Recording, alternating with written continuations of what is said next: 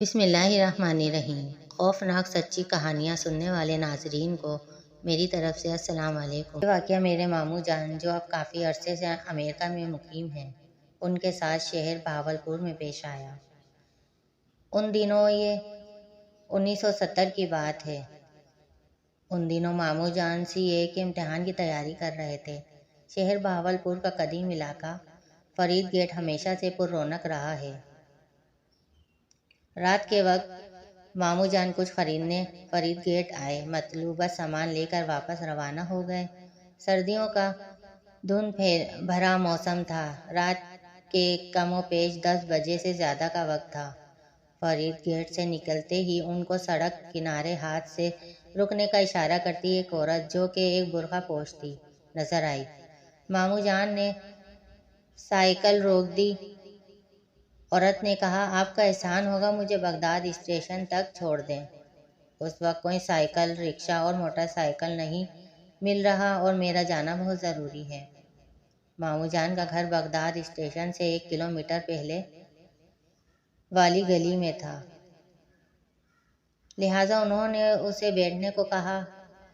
وہ عورت ان کے پیچھے بیٹھ گئی۔ 5 منٹ کے سفر کے بعد میلے والی گلی آ گئی۔ ماموں جان نے اس سے کہا، میرا گھر اس گلی میں ہے، مگر میں آپ کو آپ کے گھر تک چھوڑ دیتا ہوں۔ مگر عورت خاموش رہی۔ بغداد اسٹیشن قریب آتا گیا اور سڑک سنسان ہوتی گئی۔ جو لوگ بہاولپور میں رہتے ہیں یا بہاولپور دیکھا ہوا ہے وہ سمجھ سکتے ہیں کہ ان دنوں بغداد اسٹیشن پر پرانے خالی کوارٹر ہوا کرتے تھے اور آبادی نہ ہونے کے برابر تھی۔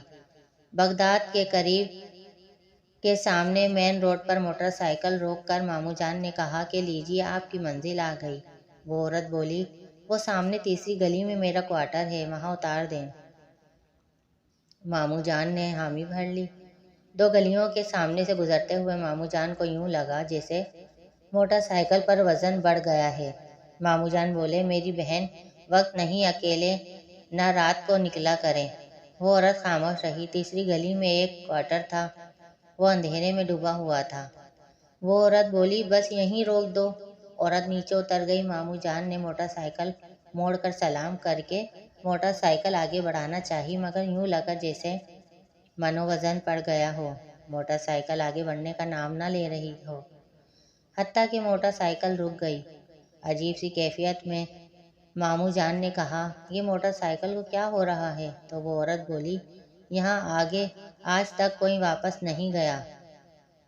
بڑی قسمت والا ہے تو، تیری ماں اس وقت تجھ پر حفاظت کے لیے آیت الکرسی پڑھ کے پھونک رہی ہے۔ تیرے گلے میں جو تعویذ ہے وہ مجھے مجبور کر رہا ہے، ورنہ اب تک میں تیرا خون سارا نکال چکی ہوتی۔ ماموں جان نے کپکپاتے ہونٹوں سے اعوذ باللہ کہا اور موٹر سائیکل کو ریس دی۔ موٹر سائیکل فراٹے بھرتی چل پڑی۔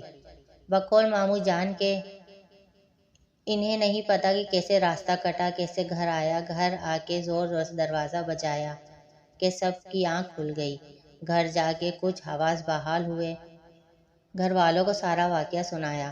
بات سنتے ہی نانی امی جی نے کہا کہ ہاں، کچھ دیر پہلے تمہارا خیال آیا کہ تم ابھی تک گھر نہیں آئے تو میں نے آیت الکرسی پڑھ کے تمہارا تصور کر کے پھونک ماری تھی۔